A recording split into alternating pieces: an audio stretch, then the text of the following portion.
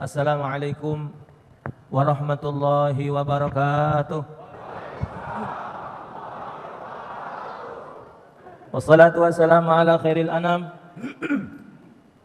Sayyidina wa maulana Muhammadin wa ala alihi wa ashabihi khairil umam. Wa ba'd. Faqad qala Allah Ta'ala fi kitabihil karim, wa la takunu kalladzina nasullaha fa ansahum anfusahum ulaika humul fasiqun. La yastawi ashabun nari wa ashabul jannah, ashabul jannati humul faizun. Wa qala Rasulullah sallallahu alaihi wasallam, ad-dunya mazra'atul akhirah. Shadaqallahu wa rasuluh. Para alim ulama yang dimuliakan oleh Allah, yang saya hormati Bapak Wali Kota Bengkulu beserta Wakil, Bapak Sekda, Bapak-bapak unsur Muspida yang sempat hadir, baik TNI maupun Polri, para pemuka masyarakat, para cendik-cendikiawan, para pemuka masyarakat, para pengurus masjid, hadirin wal hadirat, para pendukung Prabowo rahimakumullah.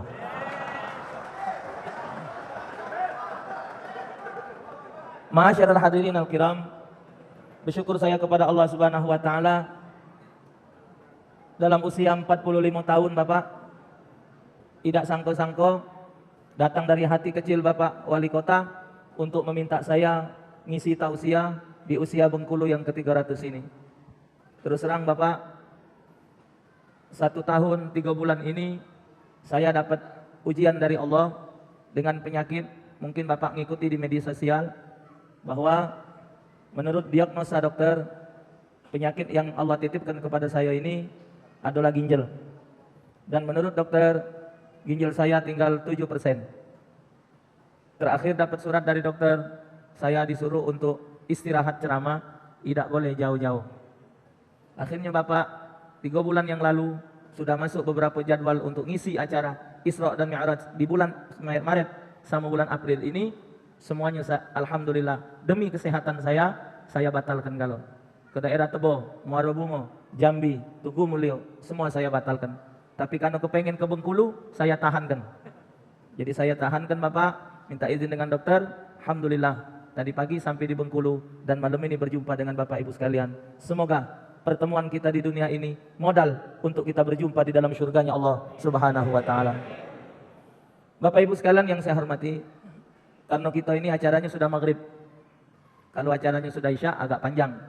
Maghrib ini sebenarnya panjang juga. Tapi biasa jemaah ini kalau sudah dengar azan mulai bingung. Kalau sudah dengar azan mulai konsentrasinya hilang. Seolah-olah habis azan nak langsung sholat. Ibu bapak, di dalam ilmu fikih, begitu dengar azan, semua aktivitas yang kita lakukan mesti kita tinggalkan. Yang harus kita dahulukan itu adalah sholat. Kecuali belajar, kecuali majelis taklim. Jadi kalau ada azan, kita lagi majelis, stop dulu dengan selesai azan, majelis teruskan. Sholat isya'nya lebih malam, lebih afdal. Tidak menjadi dosa dan tidak haram hukumnya. Bahkan kata ulama, menuntut ilmu itu lebih wajib dari sholat. No, hebat tak? Nuntut ilmu lebih wajib dari sholat. Sebab sholat tidak akan jadi benar kalau tak kata ilmu. Maka itu nuntut ilmu sholat, belajar itu lebih wajib dari sholat. Setelah ngerti ilmu sholat, insya Allah sholatnya jadi sempurna. Bapak Ibu sekalian saya hormati, dalam surah Al-Hasyr ayat 18, Allah mengingatkan kepada kita sekalian sehubungan dengan acara kita malam ini dikumpulkan 300.000 pemuda hijrah. Namanya hijrah itu kan pindah Bapak. Yang namanya pindah itu dari yang tidak baik kepada yang baik. Yang baik itu sudah ditunjukkan oleh Allah dalam Al-Quran.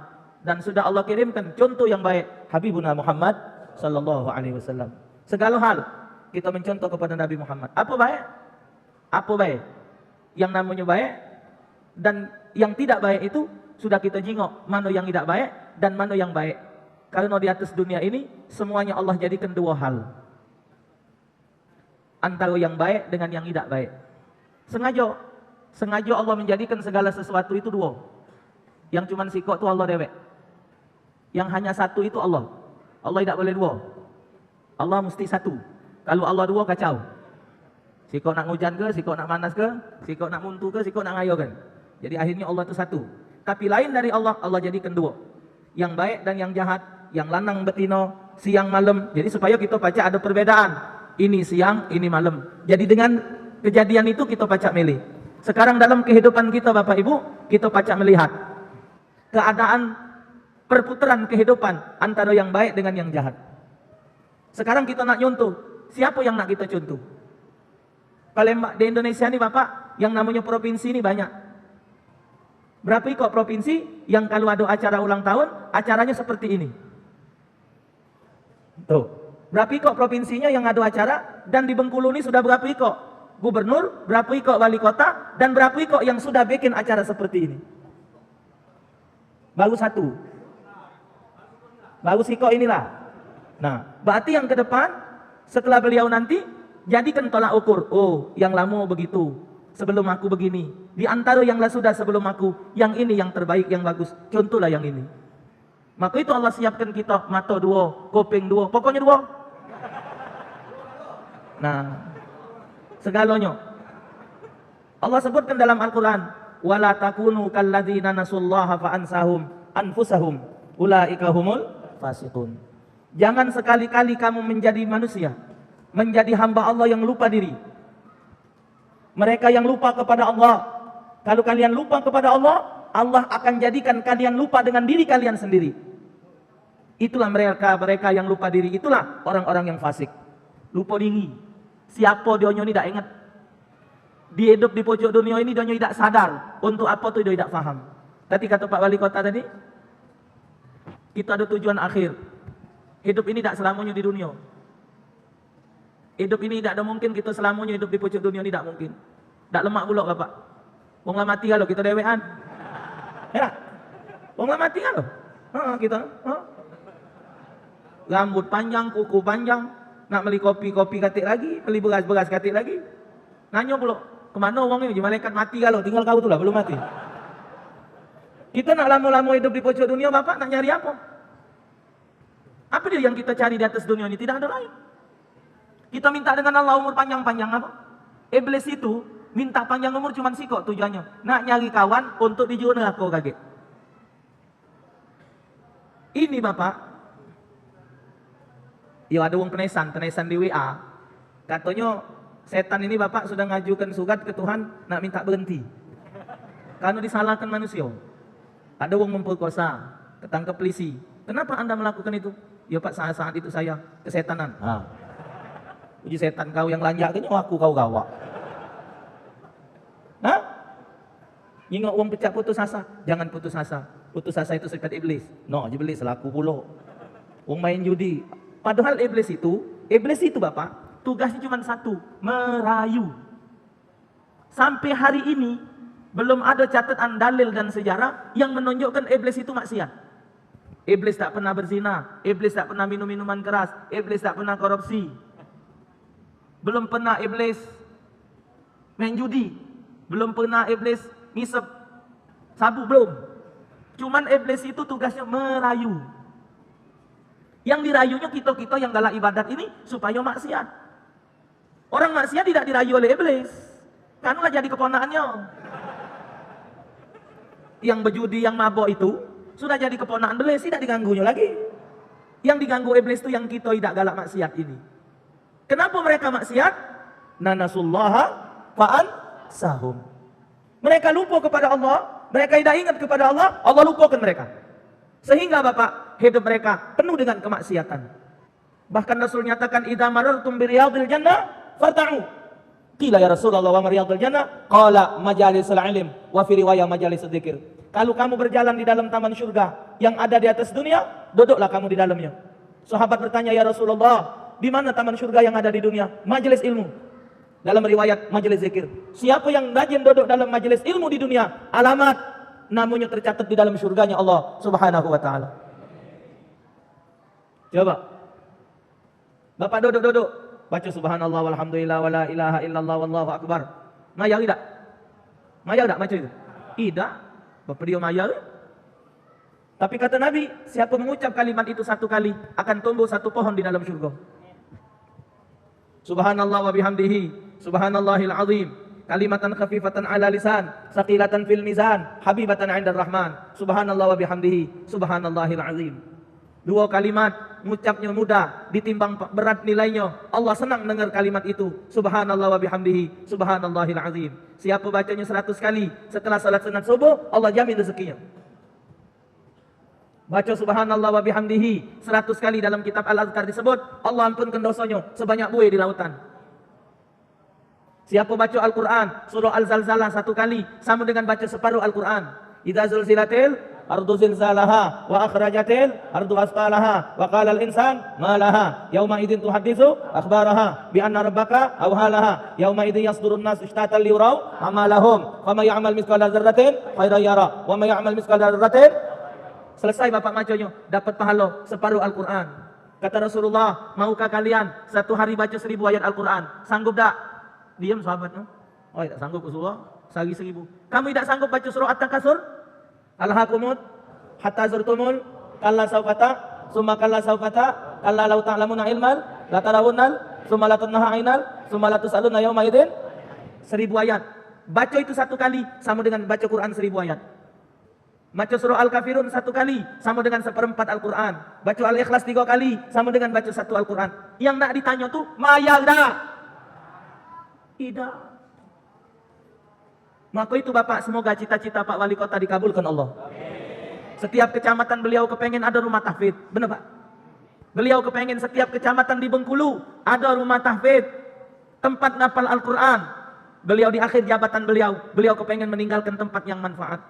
Inilah Bapak gunanya pejabat yang bersama ulama. Maka itu yang bakal kita pilih ke depan ini. Saya tidak bilang loh. Belum ngomong aku. Bapak lah pacak macam hati aku. Saya sebagai penceramah, sebagai guru agama Pak, cuman pesan satu. Siapapun nak Bapak pilih silakan. Cuman saya minta satu Bapak. Pilihlah yang membela agama Allah. Siapapun juga dia.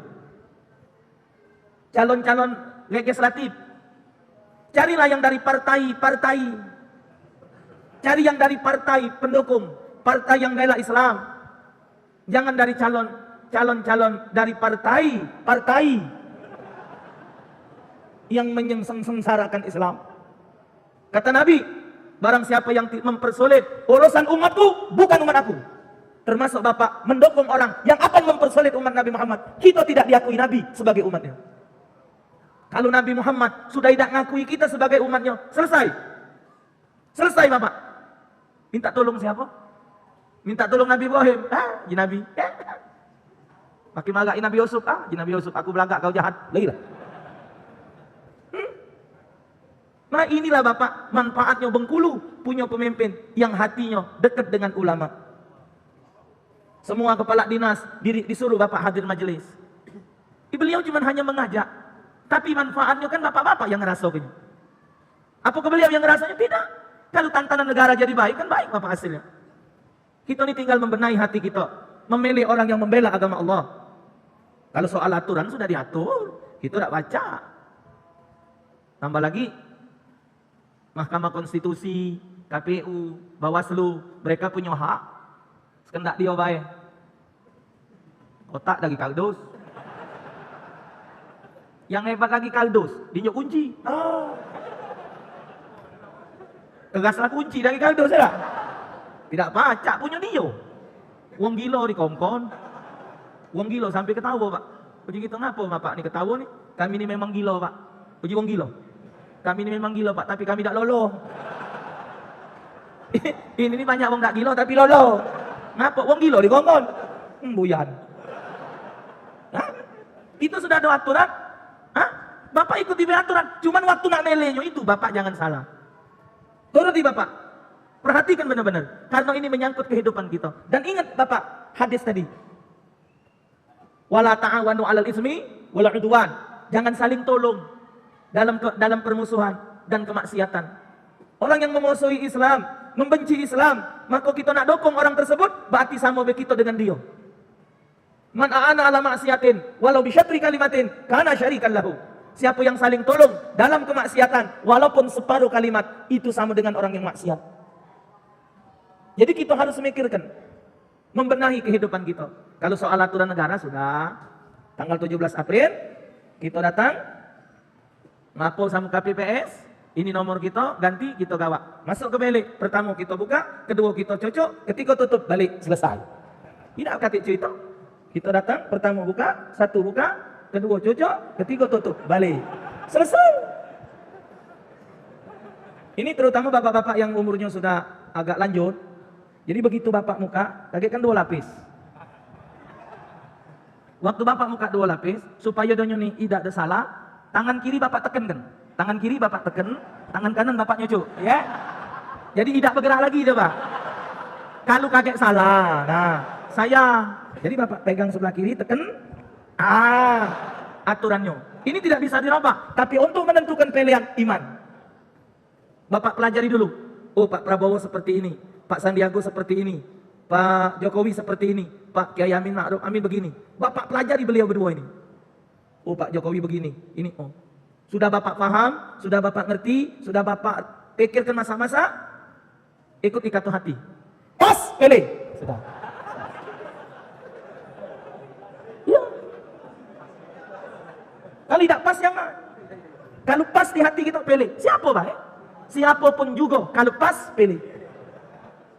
Inilah Bapak contohnya wali kota dan wakil wali kota, Pak Sekda, serta seluruh kepala dinas. Semoga hati beliau-beliau ini satu dengan Pak Wali Kota. Kalau manfaat Bengkulu jadi baik, jadi bagus Bapak, siapa yang bolehnya? Dan ini bukti, kata Nabi, sinfani, idza saluha saluhan nas, wa idza fasada fasadan nas. Al-ulama wal umara. Hadis ini Bapak menyangkut angka 2. Ada 2 hal. Apabila 2 ini kata Nabi baik, maka bangsa ini jadi baik. Kalau 2 ini rusak, maka bangsa jadi rusak. Al-ulama wal umara. Ulama dan umara. Yang benar itu umara natangi ulama, minta nasihat, minta arahan. Pak Bupati, Pak Wali Kota datang ke rumah kepala majelis ulama, benar Bapak. Pak Bupati, Pak Sekda, Bapak Wakil Wali Kota datang ke rumah Kiai, apa dia kepentingannya? Berarti, kenapa? Kata Pak Wali Kota, tolong antarkan aku ke rumah Kiai. Ada nak ditanya. Pasti kalau pejabat ke rumah Kiai, nanya hukum, nanya dalil, nyari jalan keluar. Tapi kalau Kiai pergi tempat pejabat, apa gawe? Apa gawe? Nah, itu nyari lokal. Ujung-ujungnya, banyak makan harta pejabat, hukum jadi berubah. Ini dengar kabar, bakal diterbitkan Al-Quran terjemahan yang baru pula. Kuliah ayuhal kafirun nak dirubah artinya. Wahai orang-orang non-muslim. Tidak lagi kafirun. Wong kafir lagi tak marah. Abu Jahal, Abu Lahab, Abu Sufyan, tidak marah diundang kafirun. Abu Janda ribut. Jadi abu-abu Indonesia inilah yang kacau. La haula wala quwata illa billah. Bapak, jadi tidak ada jalan kita untuk tidak mengisi kehidupan ini dengan kebaikan. Oh, Islam itu tidak berpolitik, tidak bisa Bapak. Kehidupan kita di dunia ini, di akhirat nanti akan Allah tanya, hai Taufik, 17 April 2019, kau waktu itu hidup, siapa yang kau pilih? Siapa yang kau pilih? Aku milih si Anu. Kenapa? Apa sebabnya? Kaki akan ditanya Bapak, minta paparan. Bukan sembarangan. Nah, tahu dalilnya? Summa latus'alunna yauma idzin. Semua nikmat akan kami tanya kata Allah. Ingat. Duit masuk, duit keluar, hatta yang lebih kecil dari 5 rupiah akan Allah tanya di akhirat. Hati-hati keluar masuk duit. Kita sudah lupa Pak, duit yang pagi tadi dah. Dapat dari mana? Keluarnya kemana? Kita sudah lupa. Tambah lagi harta yang kita miliki. Tambah lagi pendengaran kita, penglihatan kita, ucapan kita, semua tingkah perbuatan kita akan dipinta pertanggungan jawab di akhirat nanti. Maka itu Bapak, alhamdulillah, semoga dengan acara ini memotivasi hidup kita untuk mengisi kehidupan ini dengan yang lebih baik. Kita ibadat Allah tidak untung. Kita maksiat Allah tidak rugi. Kita ibadat Allah tetap mulia. Kita maksiat Allah tetap mulia. Allah nyadikan surga untuk kita. Allah nyiapkan neraka juga untuk kita. Ingat itu Bapak. Surga dan neraka Allah persiapkan untuk kita. Semua itu akan kita dapatkan dari hasil perbuatan kita di dunia. Fal yauma la tuzlamu nafsun syai'aw wa la tujzauna illa ma kuntum ta'malun. Di akhirat nanti tidak ada yang dibalas oleh Allah, tidak ada yang dizalimi oleh Allah dengan azab kecuali sesuai dengan apa yang mereka lakukan saat mereka di dunia. Tinggal kita berpikir Bapak, nak bahagia atau nak susah. Tinggal kita berpikir, nak sukses atau tidak. Masing-masing kita memiliki kesempatan untuk membenahi diri kita untuk menjadi yang lebih baik. Semoga Allah Subhanahu wa taala meridhai kita sekalian. Amin ya rabbal alamin. Semoga Bapak dalam waktu yang sangat singkat ini apa yang saya sampaikan dapat bermanfaat untuk kita sekalian, dan Bengkulu ke depan akan lebih baik jadi provinsi yang terdepan dan menjadi panutan bagi provinsi-provinsi yang lain. Semoga acara kita malam hari ini diridhai oleh Allah Subhanahu wa taala. Lebih dan kurang saya mohon maaf. Pada Allah Ta'ala saya mohon ampun. Semoga hajat kita diterima oleh Allah. Prabowo menang. Sekian. Wassalamualaikum warahmatullahi wabarakatuh.